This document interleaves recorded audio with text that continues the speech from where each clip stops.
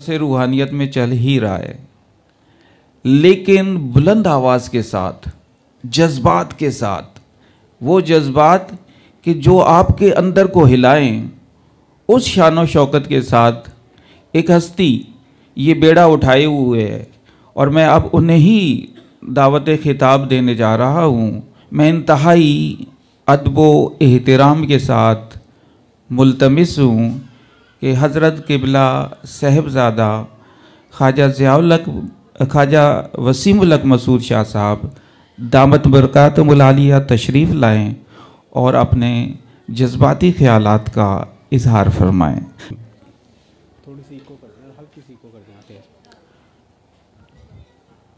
नहमदहू व नसल्ली अला रसूलिहिल करीम, अम्मा बाद, फ़ाउज़ बिल्लाहि मिनश शैतानिर रजीम, बिस्मिल्लाहिर रहमानिर रहीम।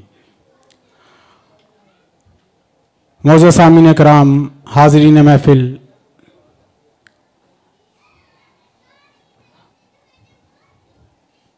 जैसे कि पहले अनाउंसमेंट हुई, थोड़ी सी वॉल्यूम पे हल्का सा इको कर देना, मामूली सा।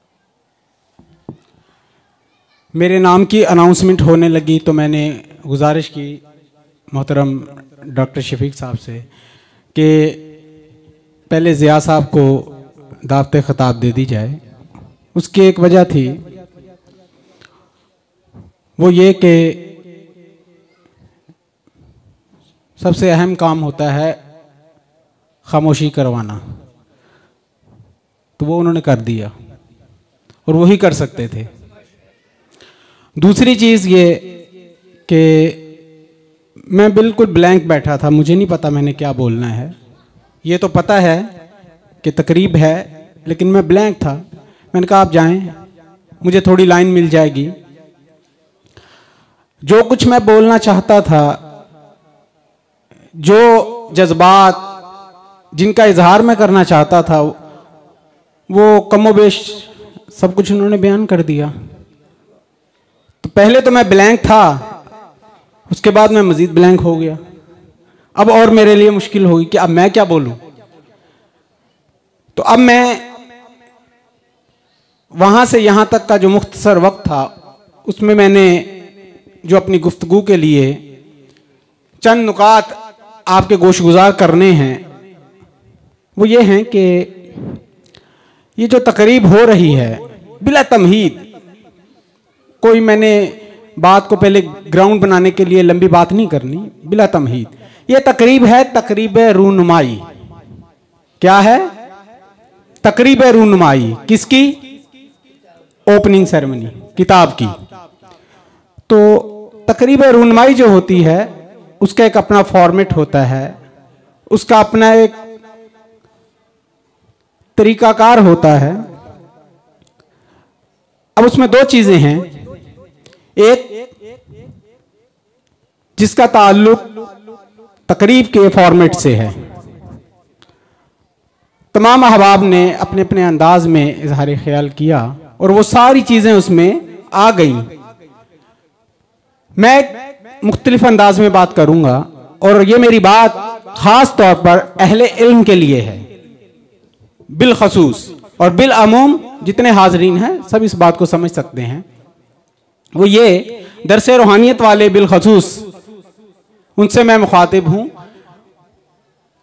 वो ये कि इस किताब का नाम है तज़किरा ख्वाजा इजहारुल हक, जिससे अब दो पर्सनैलिटी सामने आ रही हैं हमारे। तकरीब रूनुमाई की तनाजुर में बात कर रहा हूं। एक है जाकिर और एक है मज़कूर। जिसका जिक्र है वो मज़कूर है और जिसने जिक्र किया वो कौन है? वो जाकिर है। मोहतरम ज़िया साहब ने मज़कूर की भी बात की और जाकिर की भी बात की। मज़कूर की तारीफ की और जाकिर को अप्रिशिएट किया। तो मेरे पास कुछ कहने को नहीं बचा।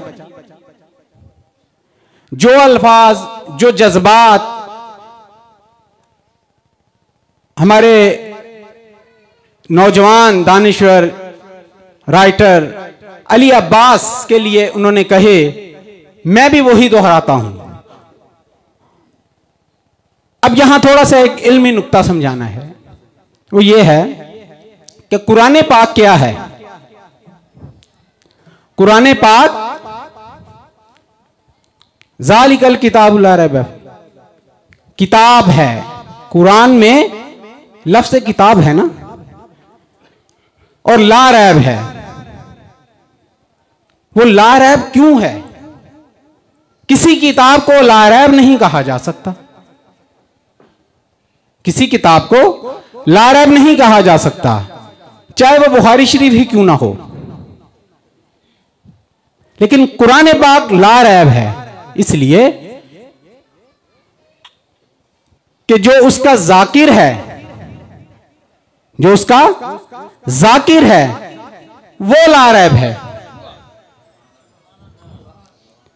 तो जाकिर की बात आ गई। कुरान पाक को देखा सबने है, जैसे ये किताब सब देख रहे हैं। उनमें क्या अहकामात हैं, क्या पैगामात हैं, बहुत चंद लोग हैं जो उसकी गहराई तक पहुंचते हैं।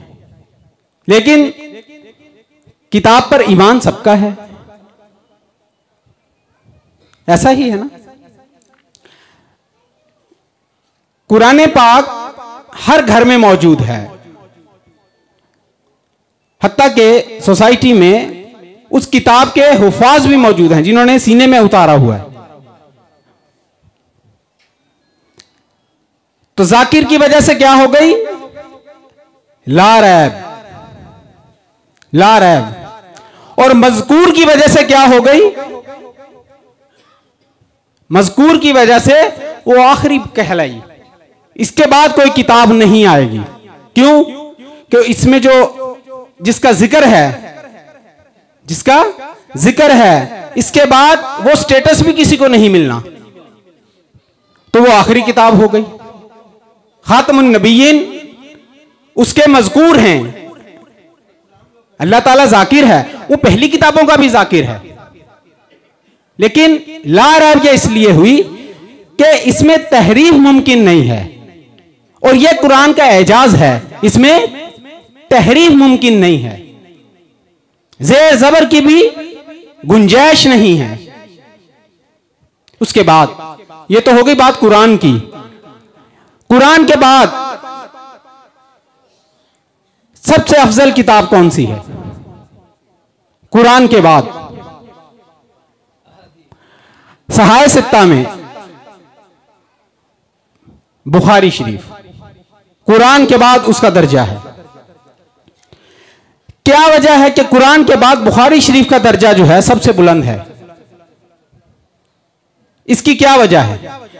अब यहां बात आ गई कि जाकिर की बात है या मजकूर की बात है। अगर मजकूर के तनाजुर में देखा जाए कि उसकी पोजीशन और उसका स्टेटस बुलंद है, तो बाकी किताबों में भी तो मजकूर वही है ना। मुस्लिम में भी वही है, नबी पाक की हदीस ही है ना सारी। साहिह सित्ता की तमाम कुतब और दीगर जितनी भी किताबें हैं अहदीस की, उसमें मजकूर तो नबी पाक हैं। लेकिन बुखारी को यह दर्जा क्यों मिला? मजकूर की वजह से नहीं मिला, जाकिर की मेहनत की वजह से मिला, उसके असूलों की बुनियाद पर मिला। उसने जो असूल वज़ा किए, जिन असूलों पर वो कारबंद हुआ, उस वजह से कुरान के बाद दर्जा बुखारी का हुआ। वो असूल क्या थे? जो अहले इल्म हैं वो समझते हैं, जरा और तादील का एक इल्म है, असूल हदीस में जरा और तादील का इल्म है, इल्म रिजाल है। उससे यह परखा जाता है कि इस किताब का कंटेंट जो है वो उस मियार का है, उस दर्जे का है। वो हदीस, हदीस क्या थी? वो तहकीक थी ना हजरत इमाम बुखारी की, तो वो बुखारी शरीफ बनी। इसी तरह बाकी हदीस की किताब।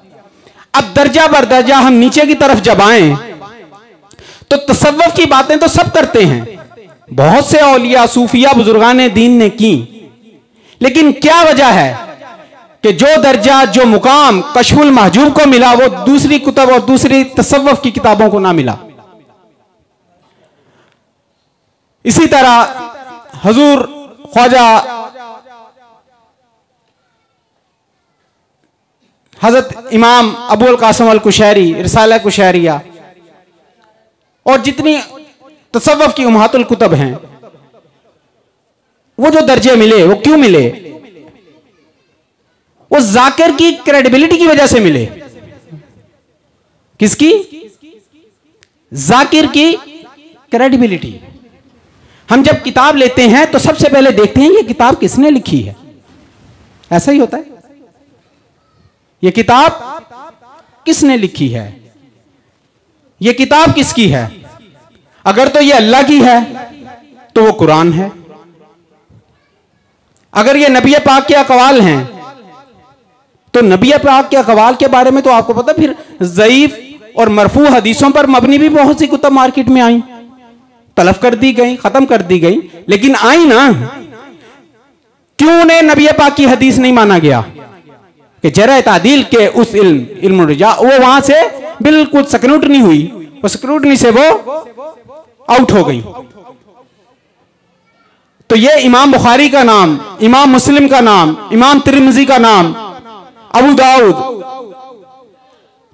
इमाम नसाई, ये जितने नाम ले लें आप, वो नाम ही काफी है। नाम आता है सामने तो हम उस पर एतमाद करते हैं। ये जो मैं बातें कर रहा हूं ये पैगाम है, ये क्या है? ये नसीहत है। वो ये कि क्रेडिबिलिटी जो होती है बहुत अहम चीज है, बड़ी अहमियत है उसकी। इस वक्त कमोबेश 20 उन्वानात पर मैं किताबें लिख रहा हूं। अब जरा मज़कूर की बात कर लें, 20 कमोबेश 20, और वो मौज़ूआत कि जब तक मेरी अपनी कौम मेरे पीछे खड़ी ना हो मैं वो मंजर आम पर ला ही नहीं सकता। अपने भी खफा मुझसे हैं, बेगाने भी ना खुश। बेगाने तो नाखुश हैं, जब तक अपने एतमाद में ना आए तो कैसे उनको मंजर आम पर लाया जाए? क्योंकि तनकीद का पहला दरवाजा ही घर से खुलता है। सबसे पहले जो टांग खींचने वाले होते हैं अपने घर वाले होते हैं। उनको शऊर को पहले देना है, उनके अंदर वो तड़प पैदा करनी है। बड़े पीर साहब, तारीफ के मामले में मैं बड़ा कंजूस हूं, लेकिन एक बात मैं आज बरमला कहता हूं कि पीर साहब तजर्बात की एक यूनिवर्सिटी हैं। इनके तजर्बात से हमने बहुत कुछ सीखा। इनके तजर्बात ने मुझे बताया कि 20 उन्वानात पर जो क्लब चला रहे हो उसे बड़े ध्यान से, बड़े मोहतात तरीके से और सोच समझ के मंजर आम पर लाना, वरना 30-31 साल मेरे सामने हैं, सब आपके सामने हैं।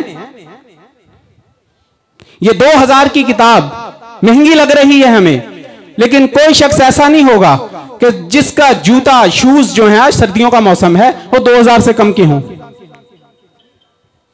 मोस्टली, प्रोबेबली इतने ही है ना।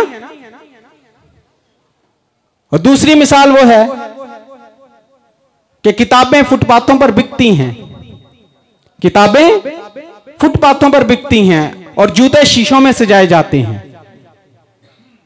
यह मैसेज है क्या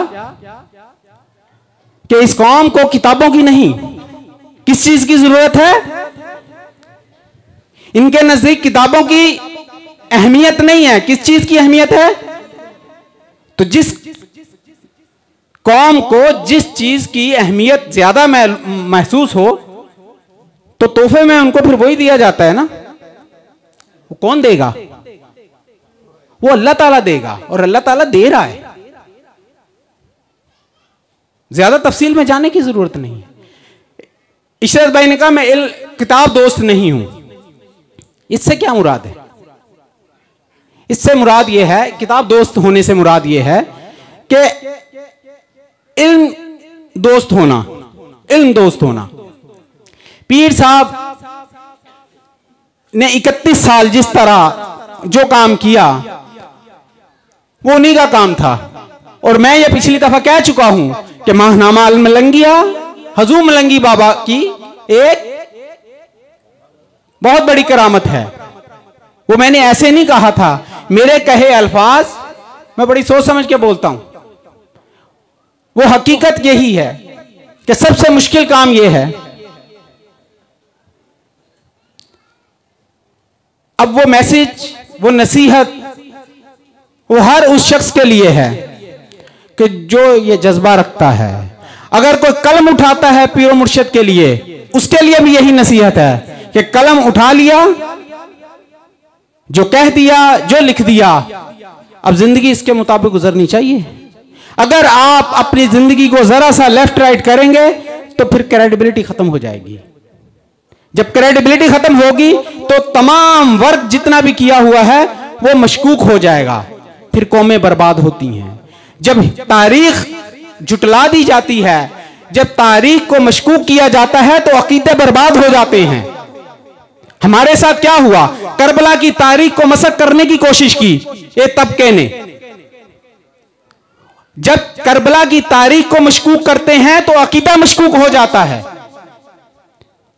यहां तक करते हैं कि वो करबला में जो प्यास का तस्वर है वो था ही नहीं, क्योंकि उस वक्त तो सर्दियां थी। ऐसी हरकतें करते हैं ख्वारजी जहन लोग जो हैं। तो उससे क्या होता है, तारीख मशकूक करते हैं, करते तो तारीख को मशकूक हैं और कहते हैं ये कौन सी हदीस है, ये किसी हदीस में लिखा है। तारीख की किताबें कौन सा क्रेडिबल होती हैं, उनकी क्या हैसियत है। तारीख में तो कुछ भी लिख दो, बीच में पता नहीं किस किसी ने क्या रंगमेजी की है। वो कहते हैं नई नस्ल को बर्बाद करते हैं ये कह के कि तारीख क्रेडिबल नहीं होती। तो जब तारीख को मशकूक किया जाता है तो उससे क्या होता है, उससे फिर अकीदा मशकूक होता है। किताब में, तहरीर में अगर कोई तारीखी कोई वाकया, उसका पस मंजर या कोई भी बात अगर एक चीज भी मशकूक हो गई तो इसका मतलब यह है कि आपका अकीदा मशकूक हो गया। यही वजह है कि हजरत इमाम बुखारी ने जब सही